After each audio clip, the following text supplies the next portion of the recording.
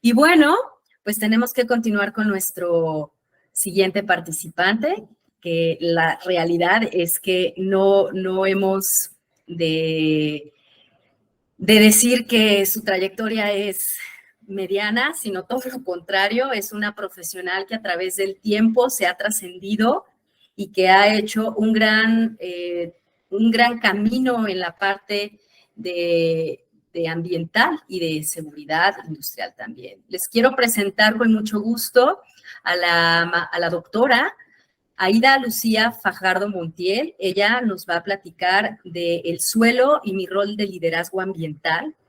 La doctora Aida es ingeniera química por el ITESO, es maestra en ingeniería de proyectos, doctora en ingeniería y tecnología por la Universidad de Guadalajara, profesora investigadora de la Universidad de Guadalajara, directora de tesis de licenciatura, maestría y doctorado. Está certificada como encargada de seguridad radiológica por la Comisión Nacional de Seguridad Nuclear y Salvaguardas desde el 2008 y es miembro activo del International Commission on Occupational Health, para no equivocarme. Ha impartido ponencias, ¿sí lo comenté bien, doctora? Sí, perfecto, muy bien. Y además de eso, es una gran comunicadora en ponencias, ha presentado resultados de investigaciones en temas de seguridad y ambiental. Actualmente ella es secretaria de esta International Commission on Occupational Health y verdaderamente estamos honrados de poder tener a esta personalidad tan importante del estado de Jalisco platicándonos de un tema tan relevante como es el suelo.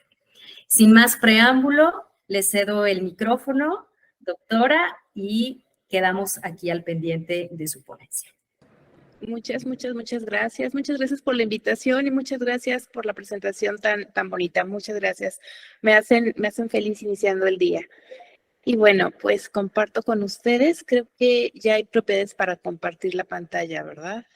Sí.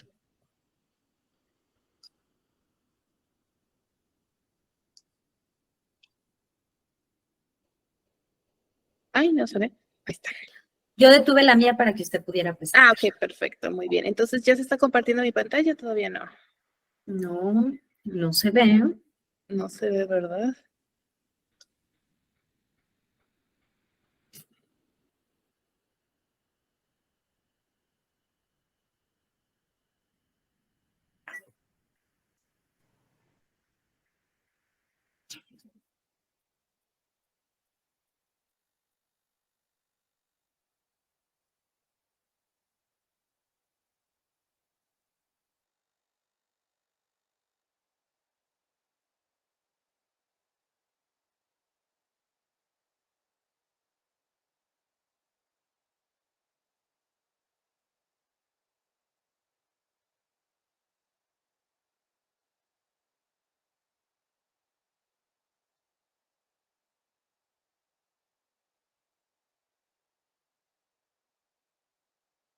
¿Sí me escuchan?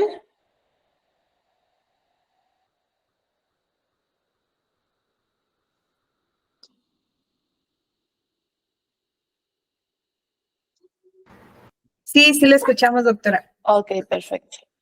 Muy bien. Y listo. Bueno, aquí está finalmente la presentación. Una disculpa. Y bueno, ¿qué voy a platicar yo con ustedes hoy sobre el suelo y mi rol que tengo en el liderazgo ambiental?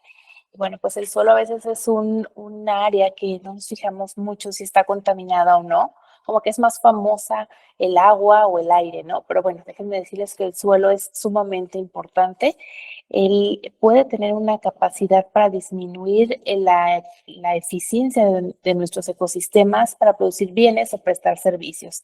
Entonces, bueno, actualmente enfrentamos problemas muy grandes por degradación de suelos y vamos a platicarlo así rápidamente, ¿no? Por ejemplo, uno de los principales problemas que podemos encontrar son suelos salinos. Y esto es que, por ejemplo, vamos a encontrar sulfatos de sodio, calcio y magnesio, o que tengamos el nivel freático muy alto, una muy alta tasa de evaporación y muy baja precipitación anual. Entonces, bueno, pues todo esto nos va a ir afectando y nos va a ir generando problemas de salinización del suelo. Sí, solamente claro. No vemos su pantalla, maestra. O sea, no vemos ¿No su ven la presentación. pantalla? Ay, pero, A ver, permítame. Nosotros ya la tenemos aquí abierta, permítame. ¿Quiere que la presentemos? Sí, por favor. ¿Sabes qué? No sé qué está pasando. Perfecto. ¿Ya ven la ley de Murphy?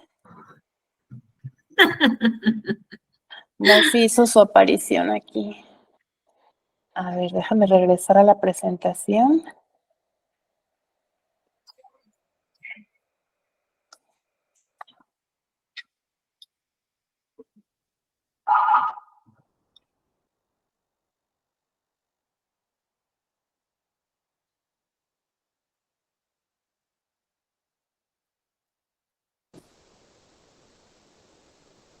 ¿Se ve perfecto?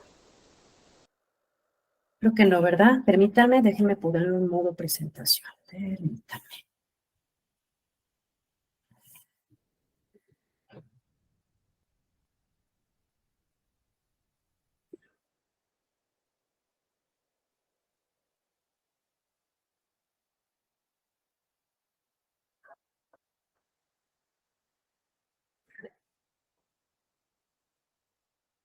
¿Listo?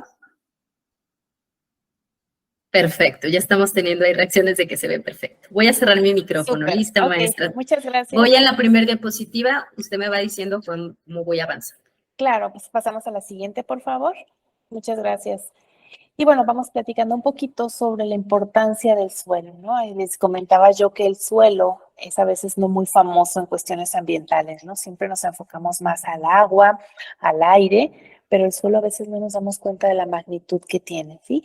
Y bueno, la degradación del suelo es un problema que estamos viviendo actualmente, es algo muy crítico y esto puede impactar cómo se están desarrollando los ecosistemas, cómo se producen los bienes y los servicios que nosotros necesitamos y sobre todo, bueno, que vamos a dejar a las generaciones siguientes. Entonces, hacemos un breve recorrido a la siguiente, por favor, sobre algunos problemas de contaminación. Les platico, uno de los principales problemas que tenemos es la salinización del suelo. Tú puedes decir, bueno, ¿y es bueno que el suelo esté salado o es malo? En realidad es malo que esté salado porque vamos a tener presencia de sulfatos de sodio, calcio y magnesio. ¿Y esto por qué ocurre? Bueno, porque podemos tener nosotros niveles freáticos muy altos, es decir, que tan pronto remueves un poco de tierra, de suelo, vamos a tener un poco de agua, ¿no? Esto se siente, por ejemplo, aquí en México, en las zonas, por ejemplo, de Minatitlán, por aquellos rumbos, el nivel freático está muy cerca de la superficie. Entonces, pues bueno, el movimiento de los componentes es más fácil de hacerse allí, ¿no? Y tener un alto nivel freático, como les comento, una alta tasa de evaporación y una muy baja precipitación anual. Lugares donde no llueve mucho, pues bueno, también se va a concentrar estas sales, estos contaminantes, y bueno, nos van a generar algunos problemas. Pasamos a la siguiente, por favor. Y bueno, pues los procesos de degradación están muy ligados a los procesos hidrológicos. Entonces, contaminación del suelo va muy ligada con contaminación del agua. Un problema de agua nos genera un problema en suelo. Recuerden que la naturaleza propia del agua es disolver. Entonces ella disuelve todos los contaminantes que puede. Y si no los puede disolver, entonces lo que va a hacer es los va a transportar o los va a trasladar. Pasamos a la siguiente, por favor. Ahí voy.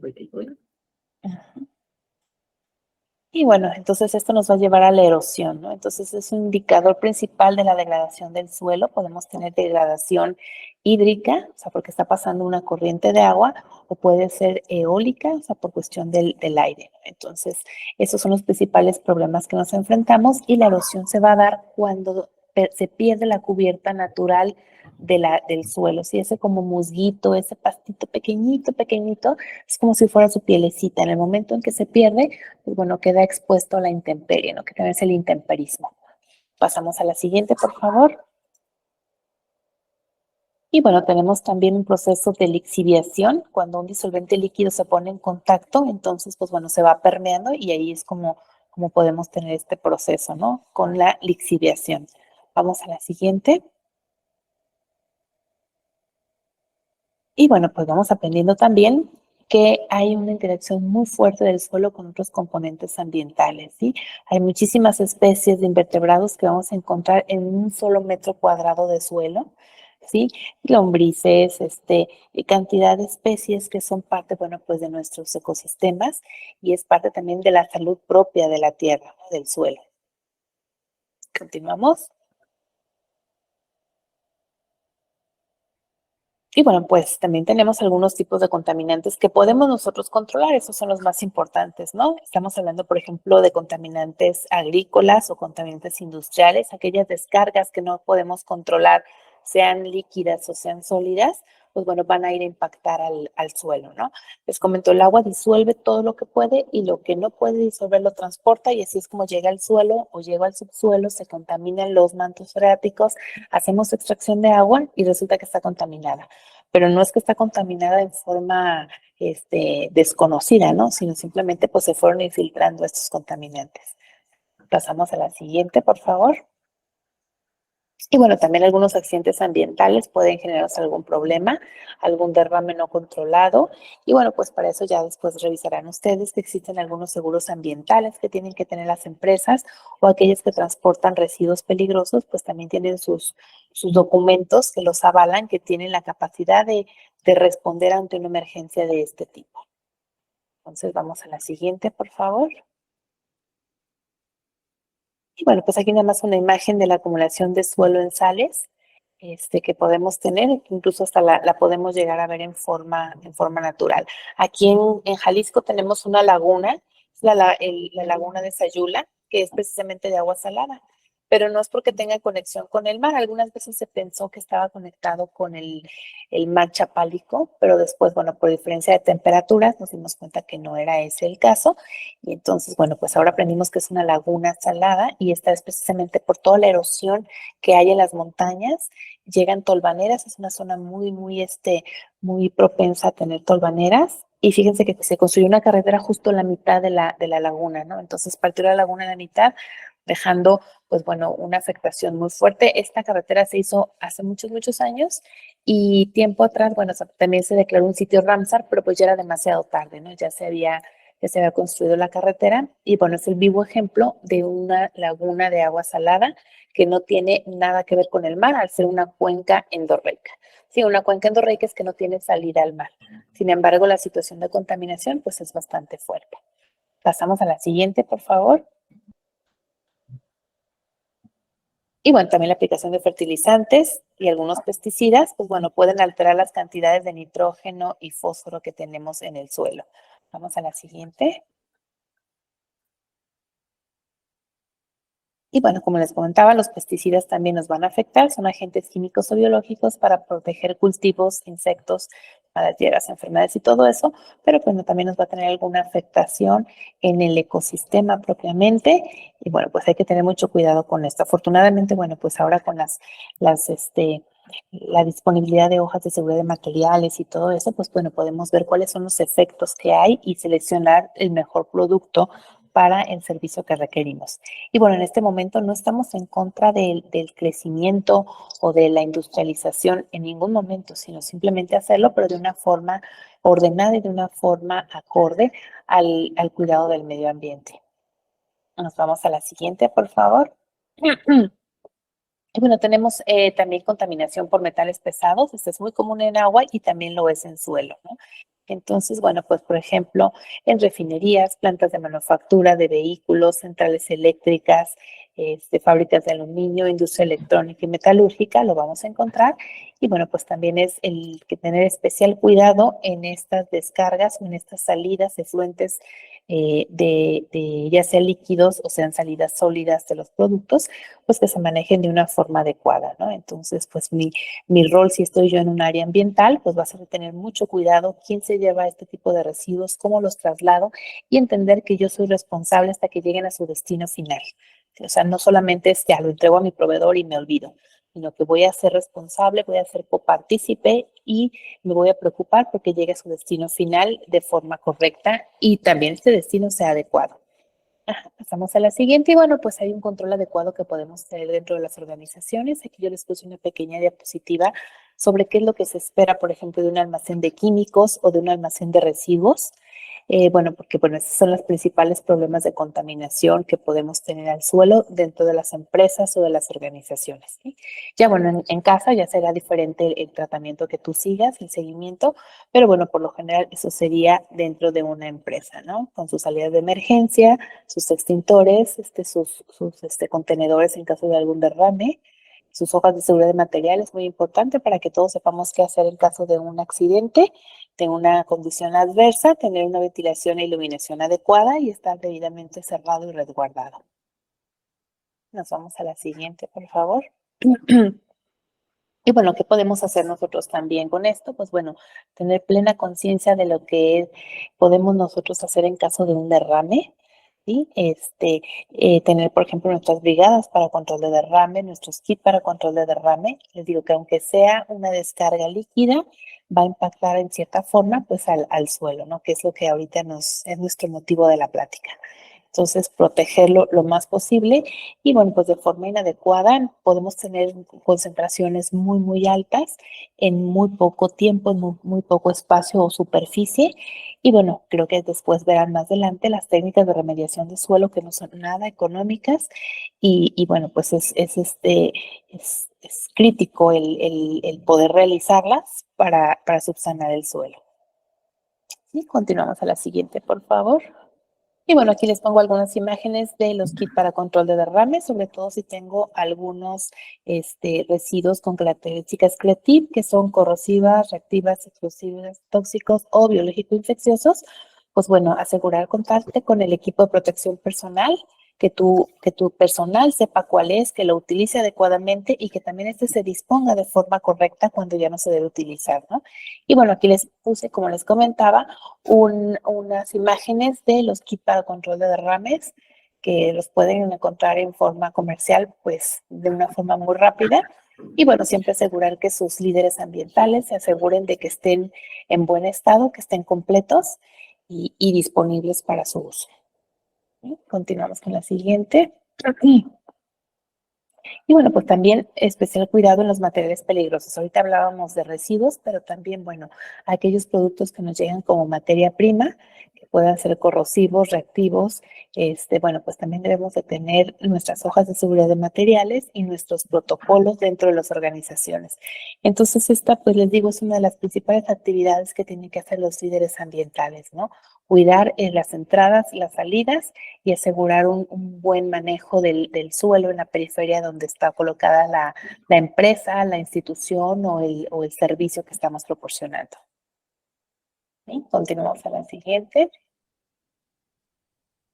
Y bueno, pues también aquí un poco más sobre los trasvases. Ahí también podemos encontrar muchos problemas de contaminación cuando se hacen trasvases de forma inadecuada, derrames no controlados, aunque sean pequeños, les digo, estos pueden llegar al suelo. Y podrías tú decirme, ¿sabes qué? Puede ser que tenga yo muy poquita la contaminación y aparte tengo una plancha de concreto en toda mi empresa. ¿Es aún así posible que se contamine? Pues la verdad es que sí, o sea, porque pues están los desniveles, viene la lluvia, se hace el arrastre, o sea, se traslada con el agua y bueno, pues de alguna forma va a llegar a suelo donde se puede infiltrar. Entonces, aun cuando sientas que tienes una plancha de concreto que te protege, no estás 100% seguro. ¿Sí? Continuamos a la siguiente. Y bueno, pues, ¿qué medidas tenemos? Podemos tener bioremediación, incrementando la carga microbiana. Podemos tener procesos de reingeniería. Puntos de vista muy importantes que hay que tomar es la parte administrativa, o sea, los controles administrativos, los controles técnicos. Y pues bueno, este es otro de los roles que debe de jugar la persona encargada o el líder ambiental dentro de tu organización. Y continuamos a la siguiente. Y bueno, algunas buenas prácticas, pues es tener los almacenes en forma adecuada, almacenarlos correctamente, proteger los tanques, tener depósitos de detección de fugas, utilizar productos sólidos en vez de algunas soluciones acuosas, que sea más fácil contenerlo, si es que tu proceso te lo permite, impermeabilizar las superficies y redireccionar las aguas a plantas de tratamiento de aguas residuales, que de esa forma pues tú atrapas ahí el contaminante y puedes todavía tener un tiempo de respuesta. ¿Sí? Y en la siguiente, pues bueno, no almacenar residuos al aire libre, evitar operaciones de carga y descarga al aire libre, proteger las instalaciones con sistemas de protección a la corrosión, no utilizar o reutilizar bidones de forma aleatoria, o sea, puedes reutilizarlo probablemente con el mismo producto, pero revísalo con tu proveedor, disponer de redes de control en tu empresa y también revisar el stock que debes de tener, ¿no? Si necesitas 100 litros todos los días, pues a lo mejor puedes pedir a tu proveedor que te vaya resurtiendo esas cantidades y no tenerlo tanto almacenado, ¿sí? Y bueno, también tener un procedimiento adecuado para control de fugas y para aquello que puede llegar a vertirse en los mantos freáticos, ¿sí? Y bueno, con esta última diapositiva termino yo agradeciéndoles el espacio para platicar con ustedes. Quedo a sus órdenes. Wow. Maestra, muchas gracias. No, Ya empezaron aquí las reacciones, muchos aplausos. No, gracias. yo les dije que iba a ser un deleite la doctora porque es una picudaza.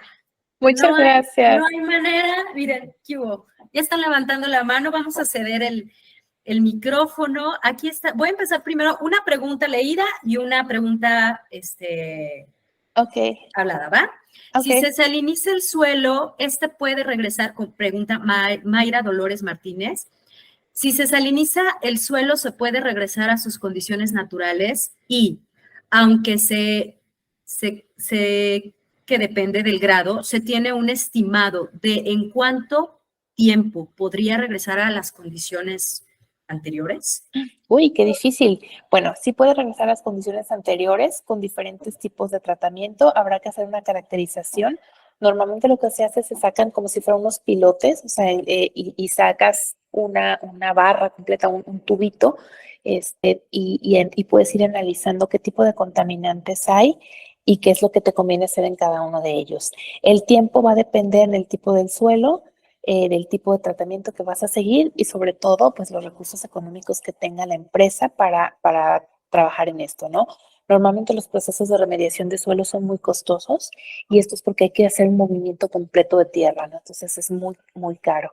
Pero de que es posible, se puede hacer. O sea, hay muchísimas opciones. Alguna vez estuve yo viendo precisamente para la laguna de Sayula que hay unas pequeñas plantitas que las puedes poner y estas plantitas, sus raíces van procesando la parte salina, ¿no? El problema es lo difícil que es poder cultivarlas, no las tenemos aquí en México, entonces poder cultivarlas y lograr que crezcan a un tamaño adecuado para trabajar, ¿no? Entonces, hay muchísimas opciones.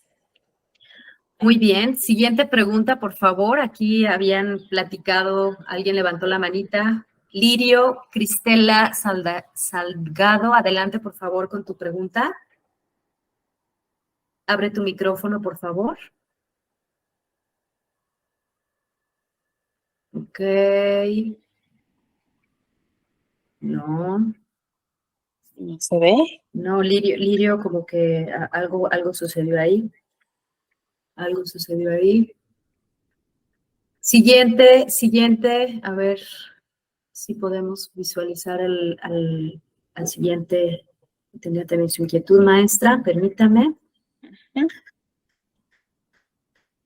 ¿Quiénes más levanta? Lirio levantó la mano. A ver, vamos a abrir la fila. ¿Quién más levantó la mano? ¿Fue la única? Creo que sí, maestra. Sí, no te preocupes, igual está mi correo electrónico, se los podemos dejar en el chat y si tienen una pregunta después, un comentario, cualquier cosa, estoy a sus órdenes. Aquí hubo otras más. La mayor actividad agrícola en México, pues nos distinguimos por ser un país muy agrícola que va muy, muy relacionado con la salinidad. Justamente, y ahora que comenta de la salinización, ¿cómo afecta esto a las hortalizas que nos comemos? Bueno, afecta en que la producción es a veces hasta más deficiente y los productos son más pequeños, ¿no? Me tocó ver alguna vez un lugar donde hicieron una plantación de elotes y había demasiada presencia de cal así de construcción, ¿no? Entonces no se hizo un estudio de suelo y bueno, hacían las cuentas de las miles de mazorcas de maíz, ¿no? Y sí tuvieron las miles de mazorcas, pero eran de este tamaño. Quedaron pequeñitas, pequeñitas. ¿Por qué? Porque pues los nutrientes no eran los adecuados para el crecimiento. Entonces, ¿de qué nos va a afectar? Pues sí, esto sí va a pasar. Y comenta también, hablando sobre el tema de la degradación ambiental. ¿Qué pasa con la huella de carbono, doctora Aida? Bueno, pues eso se va a ir incrementando constantemente si tú tienes los datos completos, ¿no? En la medida que tengas la mayor capacidad de tener tu información de tu impacto ambiental, pues bueno, la huella de carbono va a ser más correcta y más exacta, ¿no? O sea, que puedas tenerlo. Entonces, pues bueno, aquí es reto con las empresas que tengan esta información y que puedan tener sus proyectos para la reducción de esta, ¿no? O sea, a lo mejor no propiamente con el suelo, pero sí, por ejemplo, con sus transportes, con sus emisiones a la atmósfera. Entonces, pues ya es un trabajo en equipo, ¿no? No solamente suelo, es trabajo en equipo.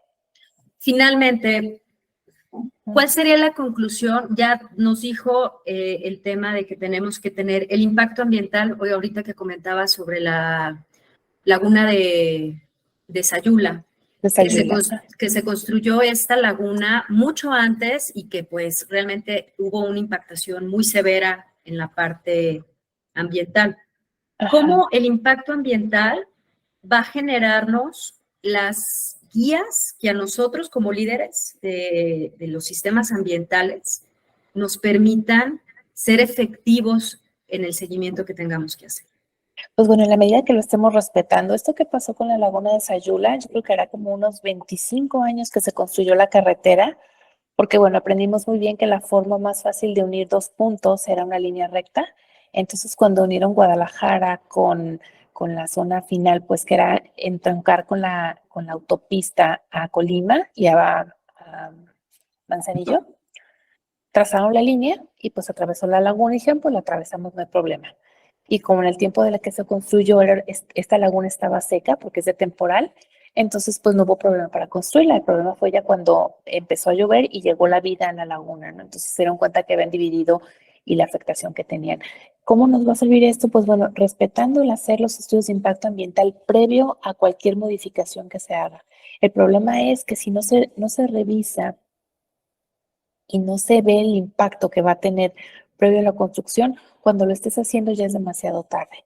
Entonces, pues afortunadamente en 20 años, en 25 años, ha incrementado muchísimo el conocimiento que tenemos y también ha incrementado mucho la legislación con la que contamos, ¿no? Entonces, pues bueno, no nos queda más que guiarnos por la legislación aplicable a nuestra zona o al proyecto que estamos haciendo y pues tratar de tener el menor impacto posible. Les digo, en ningún momento estamos en contra de la industrialización o de ir progresando, claro que no. Lo podemos hacer, pero de una forma sustentable. Maestra Margarita Olmos, ¿qué tipo de bioremediación recomienda para el suelo contaminado con cromo? Uy, ahí deberíamos de hacer una revisión, qué tipo de suelo es, porque si es arcilla, si es muy poroso, yo creo que ahí sí no te voy a deber la respuesta porque vamos a necesitar más información. ¿Qué tipo de suelo y qué cantidad? Y sobre todo, si hay algún otro contaminante mezclado, porque podemos tener plomo y cualquier otro y a veces se potencializan. Entonces, ¿nos puedes mandar un poquito de más datos, Margarita, para poder formular mejor la pregunta y darle más datos a la doctora Aida? Claro que sí. Los mandas por correo. Regálamelo por correo y con gusto te ayudamos. María Alejandra Cervantes, en el tema de extracción de material, la forma que he visto es solo que pagan un impuesto, pero aún no le dan la debida importancia. Extracción de material, que en minas, por ejemplo, a cielo abierto. A lo mejor, o de materiales para construir. ¿Nos pudieras completar un poquito más la pregunta? Dice María, sí, me imagino que sí, a la minería. A la minería, ok, bueno, en el caso de minería también hay que hacer el estudio de impacto ambiental inicial. Como el material pétreo, dice ella, como el material pétreo. El pétreo, sí hay que pagar una cantidad y bueno, ahí se determina qué tanto es lo que tú puedes hacer, qué tipo de extracción es la que puedes hacer de acuerdo al tipo de suelo. Fíjense cómo la base de todo es entender qué suelo tenemos, más que entender, saber qué tipo de suelo tenemos y el impacto que puede haber. Y aquí entra la parte del uso de suelo que nos asignan, ¿no? También. Sí, y también, por ejemplo, que aquí yo voy a empezar a balconear a Jalisco, ¿verdad? Pero no, por favor. No, o sea, Si dicen que lo dije, me desdigo, pero ahí les va Ok. qué pasa con nosotros. Tenemos una zona industrial, entonces, pues bueno, se dejaron entre una empresa y otra zonas de amortiguamiento. Estas son, por ejemplo, si hay ruido, si hay vibraciones, si hay algún derrame, pues para que se puedan contener ahí, ¿no? Entre una empresa y otra, pues queda ese huequito. Entonces alguien dijo, oye, mira qué buen terreno hay aquí, ¿por qué no lo fraccionamos? Y entonces no sabemos cómo se hizo el cambio de suelo, el uso de cambio de suelo. Entonces estas empresas fraccionaron y pusieron casas así súper lindas, ¿no? Ya sabes, cómo están nuevecitas así hermosas. Entonces los mismos trabajos dijeron, oye, qué padre, yo quiero vivir aquí al lado. Entonces empezaron a comprarlas, no, hombre, fue el boom, todo el mundo quería una casa ahí. Y ya que la tenían, empezaron las quejas con la empresa, es que huele mal, es que hay mucho ruido, es que todo el tiempo pasan los trailers, es que no me gusta, es que no sé qué, es que no puede hacer algo la empresa, no puede. O sea, primero estuvo la empresa, fue Así declarada es. una zona industrial, era una zona para eso precisamente. No sabemos cómo fue que se cambió el uso de suelo y ese uso de suelo pues nos afectó bastante. No era para que tú vivieras. Y no hay, yo creo que no hay nada más rico que vivir al lado de tu trabajo, ¿no? Pero a veces no es lo más recomendable. A veces no lo más recomendable. Yo también opino lo mismo. Sí, yo quería por tener el trabajo a la vuelta, ¿verdad? Pero no. Adelante, Lupita.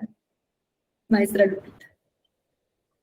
Sí, yo estaba aquí haciendo como ahí hincapié con lo que usted decía en su presentación de que tenemos que tener las medidas adecuadas en nuestro almacén temporal de residuos peligrosos o de manejo especial o nuestro almacén de químicos, porque si estos están bien dichos en la ley, cuáles son las características que deben de tener y sí debemos tomarlos en cuenta porque las leyes no están ahí nada más porque sí para fregarnos la vida, sino porque Claro. realmente hay un objetivo que en este caso es proteger el suelo. Es nada Así más es, comentar súper. eso. Muchas gracias.